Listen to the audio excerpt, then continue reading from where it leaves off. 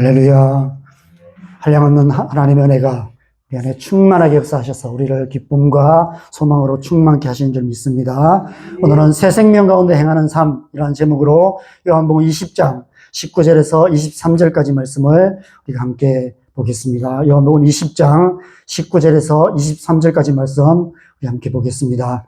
이날 곧 안식 후 첫날 저녁 때에 제자들이 유대인들을 두려워하여 모인 곳에 문들을 닫았더니 예수께서 오사 가운데 서서 이르시되 너희에게 평강이 있을지어다. 이 말씀을 하시고 손과 옆구리를 보이시니 제자들이 주를 보고 기뻐하더라. 예수께서 또 이르시되 너희에게 평강이 있을지어다. 아버지께서 나를 보내신 것 같이 나도 너희를 보내노라. 이 말씀을 하시고 그들을 향하사 숨을 내쉬며 이르시되 성령을 받으라. 너희가 누구의 죄든지 사하면 사하여질 것이요 누구의 죄든지 그대로 두면 그대로 있으리라 하시니라. 아멘. 하나님 나라 역사에서 가장 찬란한 새 아침이 밝았습니다. 예수님께서 죽음에서 부활하셨습니다. 그날 아침 그곳에 기가 막힌 역설이 일어났습니다. 예수님께서 십자가를 지고 힘겹게 오르셨던 갈보리 언덕이 새 에덴 동산이 되었습니다. 예수님께서 달리셨던 그 나무가 그를 믿는 모든 자들에게 영생을 주는 생명나무가 되었습니다. 예수님께서 죽어 묻히셨던 새 무덤이 새 생명이 잉태되는 모태가 되었습니다. 오래전 동정녀 마리아에게서 잉태되어 하나님의 아들로 이 땅에 오셨던 예수님께서 이제 하늘의 미랄처럼 이 땅에 잉태되어 부활의 새 생명으로 역사하기 시작하신 것입니다. 영접하는 자, 곧 그 이름을 믿는 자는 누구든지 하나님의 자녀가 되는 것입니다. 그래서 마침내 온 땅과 열방에 아무라도 능히 셀 수 없는 하나님의 아들과 딸들로 충만한 하나님 나라가 이루어지게 되는 것입니다. 요한복음 20장은 바로 그 첫날, 그 부활의 새벽에서 저녁까지의 이야기를 기록한 말씀입니다. 먼저 20장 1절을 보면 안식 후 첫날 일찍이 아직 어두울 때에 새벽에 막달라 마리아가 무덤에 와서 돌이 무덤에 옮겨진 것을 보았다라고 말씀하고 있습니다. 이 땅의 역사, 수천 년의 역사, 하나님 나라 역사에서 가장 찬란한 빛이 비치던 그 역사적인 순간에 그곳에 가장 먼저 막달라 마리아가 등장하고 있습니다. 왜 막달라 마리아였을까요? 왜 하나님께서 막달라 마리아를 이 역사적인 현장에 등장시키셨을까요? 여러분, 막달라 마리아가 누구입니까? 성경에는 6명의 마리아가 등장합니다. 먼저 사복음서에는 4명의 마리아가 등장합니다. 예수님의 어머니였던 마리아, 그리고 글로바의 아내, 야고보와 요셉의 어머니라고 얘기하는 마리아가 또 있습니다. 그리고 나사로의 누이였던 마리아가 있고요. 그리고 막달라 마리아가 있습니다. 사도행전에도 마가의 어머니 마리아라는 이름이 등장합니다. 그리고 로마서 마지막 장에 보면 로마교회 성도였던 마리아의 이름도 등장하고 있습니다. 그 가운데 막달라 마리아는 누가복음 8장 2절에 보면 7 귀신 들렸던 여인이었다라고 소개합니다. 7 귀신 들렸다가 예수님을 만나서 그 귀신으로부터 자유케 되었던 여자가 막달라 마리아였습니다. 여러분, 7 귀신이 들렸다는 것은 그만큼 가장 밑바닥 인생을 살았다는 것입니다. 가장 제약된 삶을 살았던 여인이었다는 것입니다. 아마 창녀였지 않았을까 추측해 볼 수 있습니다. 창녀로 살다가 그것도 그보다도 더 밑바닥이 되어서 결국 7 귀신이 되어서 정말 인간답지 못한 사람담을 다 잃어버리고 그렇게 짐승만도 못한 그런 존재가 되어버린 여인, 그 여인이 막달라 마리아였습니다. 창세기 3장에서 하와가 맛있는 과일 하나 따먹은 제가 어떤 결과를 낳았는지를 가장 잘 보여주는 여인이 바로 막달라 마리아였습니다. 어쩌면 그래서 예수님께서 막달라 마리아를 부활의 첫 번째 증인으로 택하셨는지도 모릅니다.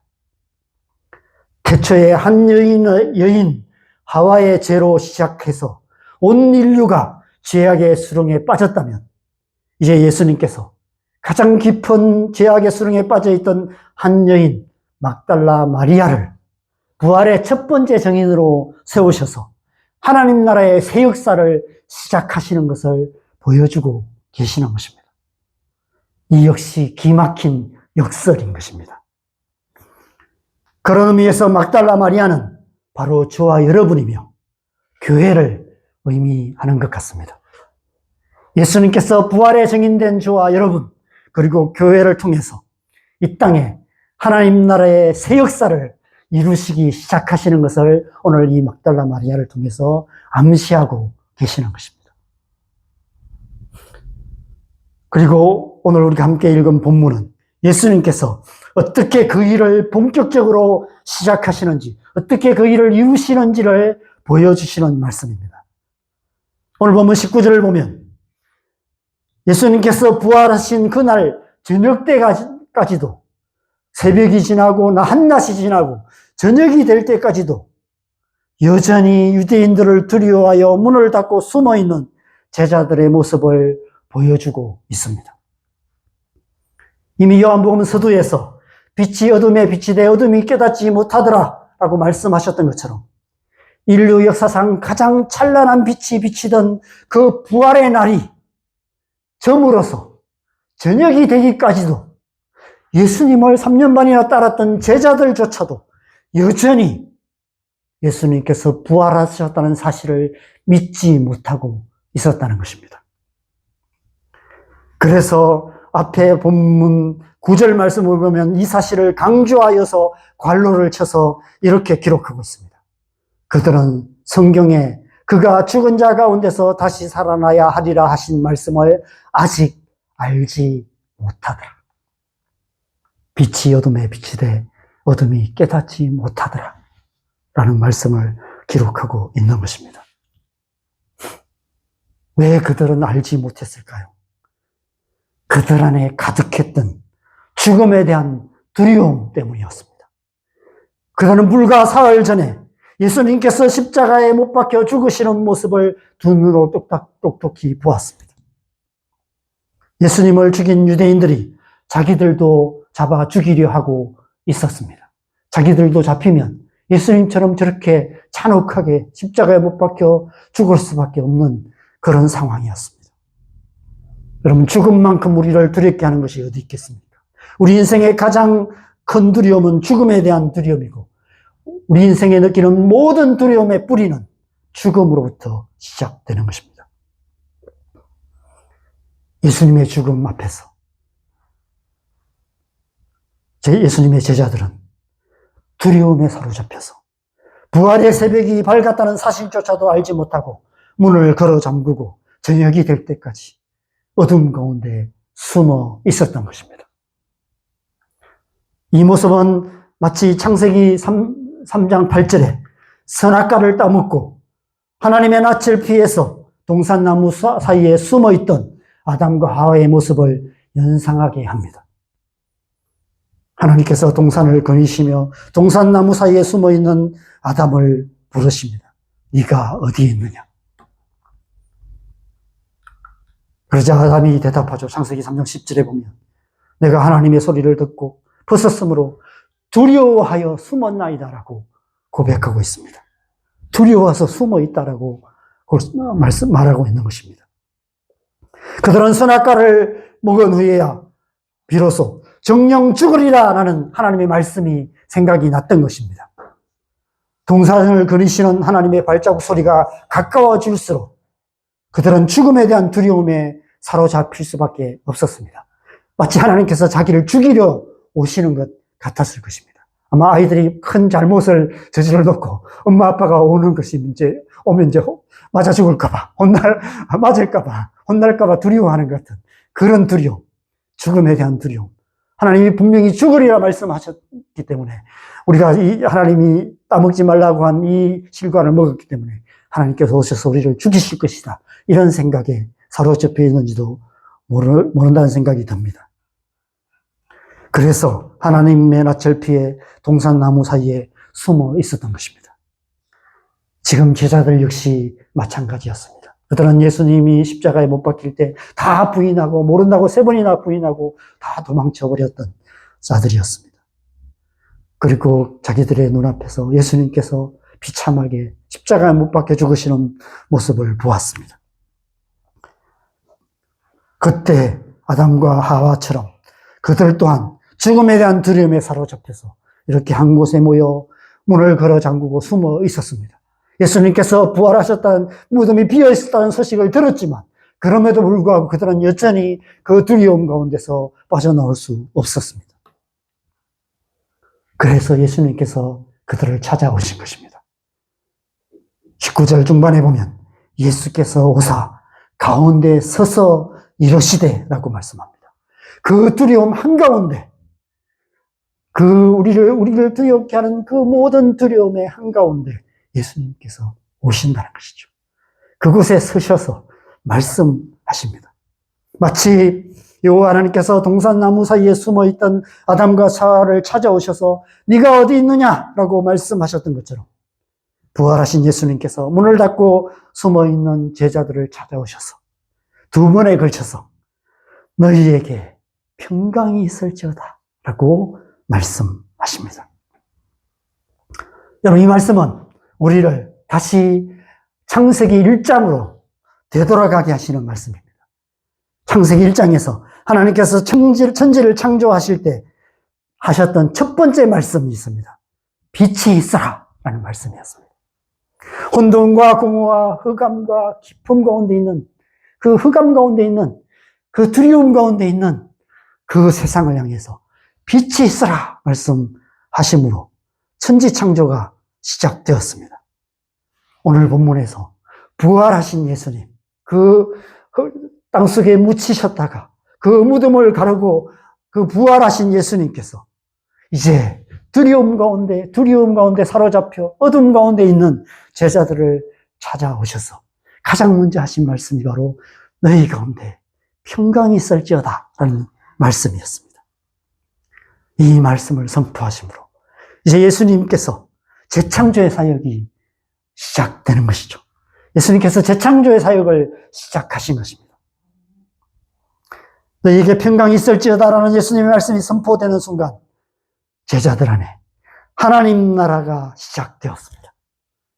빛이 있으라는 말씀에 어둠이 사라지고 빛이 빛이었던 것처럼 너희에게 평강이 있을지어다라는 말씀이 선포되는 순간 제자들은 두려움에서 벗어나 주를 보고 기뻐했다라고 말씀하고 있습니다. 그들 가운데 평강이 임하여 것이죠. 샬롬, 에이레네, 헬라어로 에이레네, 히브리어로 샬롬, 그 하나님의 나라의 평강이 그들의 심령 가운데 임하기 시작한 것입니다. 여러분, 하나님 나라의 가장 큰 특징이 바로 이것입니다. 기쁨과 평강입니다. 세상이 알지 못하는 기쁨, 세상이 알지 못하는 평안, 마치 솔로몬의 성전의 입구에 있던 2 녹기둥 야긴과 보아스처럼 이 기쁨과 평강이 하나님 나라의 2 기둥입니다. 우리 안에 하나님으로 말미암는 기쁨, 하나님으로 말미암는 평안이 있다면 우리는 이미 하나님 나라를 소유한 하나님의 백성인 줄 믿습니다. 저 여러분 안에 그 기쁨, 그 평안이 충만하시기를 바랍니다. 여러분, 그것은 세상이 줄 수 없는 기쁨입니다. 세상이 알 수 없는 평안입니다. 죽음을 이기시고 부활하신 예수님으로 말미암아 우리는 죽음 같은 고통이 가득한 이 세상 속에서도 우리는 기뻐할 수 있고, 고통스러운 죽음이 우리를 위협한다 할지라도 두려워하지 않고 평안을 누릴 수 있는 것입니다. 우리 안에 부활하신 예수님께서 주시는 이 기쁨과 평안이 충만할 때 우리는 어떤 상황 속에서도 하나님 나라를 살아가게 되는 것입니다. 예수님께서 하나님 나라가 이미 너희 안에 있다라고 말씀하신 의미가 바로 그것입니다. 그 기쁨, 그 평안이 우리 안에 있다는 것입니다. 아주 오래전 하나님 나라가 어떤 곳인지 이사야 선지자가 예언적으로 선포한 말씀이 있습니다. 이사야 11장 6절에서 9절입니다. 우리 이 말씀을 우리 좀 길지만 같이 읽어볼까요? 같이 읽겠습니다. 그때에 이리가 어린 양과 함께 살며 표범이 어린 염소와 함께 누우며 송아지와 어린 사자와 살찐 짐승이 함께 있어 어린아이에게 끌리며 암소와 곰이 함께 먹으며 그것들의 새끼가 함께 엎드리며 사자가 소처럼 풀을 먹을 것이며 젖먹는 아이가 독사의 구멍에서 장난하며 젖된 어린아이가 독사의 굴에 손을 넣을 것이라. 내 거룩한 산 모든 곳에서 해됨도 없고 상함도 없을 것이니 이는 물이 바다를 덮음같이 여호와를 아는 지식이 세상에 충만할 것임이니라. 아멘.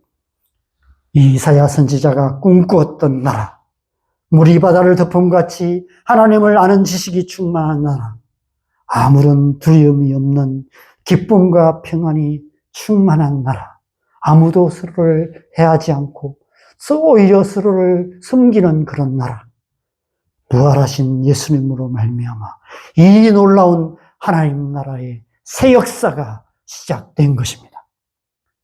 그 새날이 밝아온 것입니다. 그 옛날 에덴 동산을 그리셨던 창조주 하나님께서 지금 부활의 새 생명으로 이 땅을 거니시며 제자들에게 말씀하고 계시는 것입니다. 어쩌면 그래서 예수님께서 부활하신 후 40일 동안 이 땅에 계셨는지도 모른다는 생각이 듭니다. 예수님께서 부활하셔서 40일 동안 마치 그 옛날 하나님께서 천지를 창조하시고 에덴 동산을 거니셨던 것처럼 이 땅을 거니시며 제자들을 만나시고 제자들에게 하나님 나라의 일을 말씀하시고 40일을 계시다가 부활 성천하신 것입니다. 새 에덴 동산이 회복될 것을 말씀하시는 것입니다. 그리고 오늘 본문 21절을 보면 이제 이렇게 말씀하십니다. 아버지께서 나를 보내신 것 같이 나도 너희를 보내노라 하고 말씀하십니다. 이 말씀은 창세기 2장으로 돌아가서 에덴 동산에서 내 강물이 흘러나오는, 그래서 온 땅을 적시는 그런 모습을 암시하고 있습니다. 이제 제자들을 통해서 온 땅과 열방에 새 생명이 흘러가게 될 것을 말씀하시는 것입니다. 아버지께서 나를 보내셔서 너희에게 새 생명을 준 것처럼 이제 나도 너희를 온 땅과 열방에 보낸다.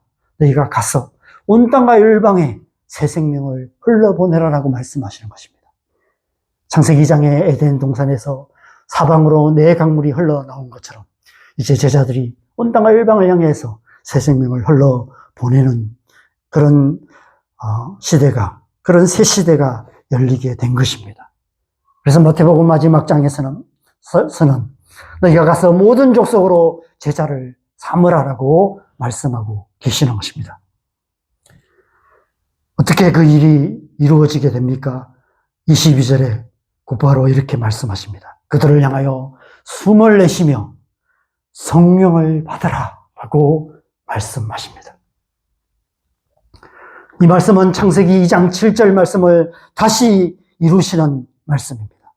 여호와 하나님이 땅의 얼굴로 사람을 지으시고 생기를 그 코에 불어넣으시니 사람이 생명이 되니라. 예수님께서 예수님을 믿는 제자들에게 성령을 주십니다. 예수님께서 그들의 코에 생기를 불어넣어 주시는 거예요. 그래서 그들의 영혼이 거듭나게 되는 것입니다. 그들 안에 하나님의 성령이 임하시고 그들 안에 새 생명이 충만한 하나님의 사람이 되는 것입니다. 예수님께서 십자가로 창세기 3장의 죄의 문제를 이제 완전히 해결하시고 죽음에서 부활하신 후에 지금 창세기 1장과 2장을 다시 선포하고 계시는 거예요. 마치 영화 비디오를 되감기해서 처음으로 돌아가는 것처럼 이 땅의 역사를 다시 처음으로 되돌리셔서 창세기 3장의 선악과 이전에 새 에덴 동산으로 되돌아가게 만드시는 것입니다. 하나님 나라를 새롭게 창조하고 계시는 것이죠. 우리 안에, 모든 믿는 자들 안에, 교회 안에, 그리고 우리가 살아가는 이 땅에 부활하신 예수님께서 주시는 새 생명이 충만하게 역사하는 새 에덴 동산, 곧 하나님 나라가 시작되는 것입니다. 지난 2000년의 기독교 역사는 그 하나님 나라의 역사가 계속되어 온 역사였습니다. 지금 우리는 그 하나님 나라의 역사의 한가운데 살아가고 있는 것입니다. 저와 여러분을 통해서 그 새 생명이 온 땅과 일반 가운데 흘러감으로 하나님 나라의 역사가 이루어져 가고 있는 것이죠. 오늘 본문 마지막 23절은 다양한 해석이 있습니다. 23절 말씀 우리 같이 읽어보겠습니다. 너희가 누구의 죄든지 사하면 사하여 지을 것이요 누구의 죄든지 그대로 두면 그대로 있으리라 하시니라. 주석에 보면 이 말씀이 어떤 의미인지를 여러 가지로 해석하지만 우리가 이 말씀이 어떤 말씀인지를 제대로 이해하려면 오늘 본문과 연결된 다른 복음서의 말씀들을 이렇게 찾아보면 그 의미가 분명하게 무엇인지 분명하게 알 수 있습니다. 오늘 본문과 연결된 다른 복음서를 우리가 한번 보겠는데요. 누가복음 24장 47절, 48절에 보면 오늘 본문 말씀과 연결된 말씀을 죄사함을 받게 하는 회개에 대해서 말씀하고 계세요.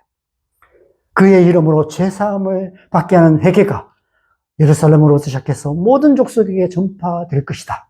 너희를 통해서 그 일이 일어나게 될 것이다 라고 말씀하고 계십니다. 죄사함을 받게 하는 회개에 대해서 말씀하세요. 마가복음 16장 15절 16절에서는 믿고 세례를 받는 사람은 구원을 얻을 것이다. 믿지 않는 자들은 중죄를 받으리라 말씀하십니다. 세례에 대해서 말씀하세요.